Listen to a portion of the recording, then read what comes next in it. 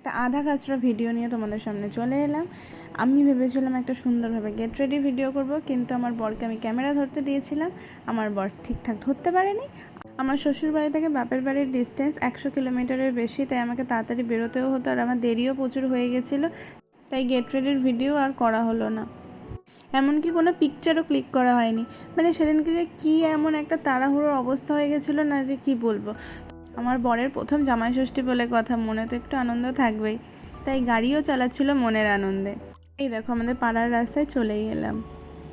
বাপের বাড়ি আসার কথা শুনলেই আমার মনটা ভীষণ খুশি হয়ে যায়। বাড়িতে চলেই এলাম, কিন্তু মা মুখ দেখাবে না, কারণ মা আর রেডি ছিল না তাই। আর বোন তো রান্না করছে, মা বোন আর ঠাম্মা মিলেই সবটা করেছে। দেখো কত আয়োজন করেছে। আমার মা আর ঠাম্মা মিলে একটু বাতাস করে নিচ্ছে। আসলে আমাদের মধ্যে না জামাই ষষ্ঠীর সেরকম একটা নিয়ম নেই, জাস্ট খাওয়া দাওয়াটাই হয়। এই হলো আমার বোন, যার সাথে আমার বরের সারাদিন মারপিট ঝগড়া লেগেই থাকে, আর সেরকম দুজনকে ভালোবাসে। তো আমি কয়েকটা পিকচার তোমাদেরকে দেখিয়ে দিচ্ছি, কারণ ভিডিওতে আমি সব আনতে পারিনি। আজকের মতো এইটুকুই, দেখা হচ্ছে আবার নেক্সট কোনো ব্লগে। টাটা।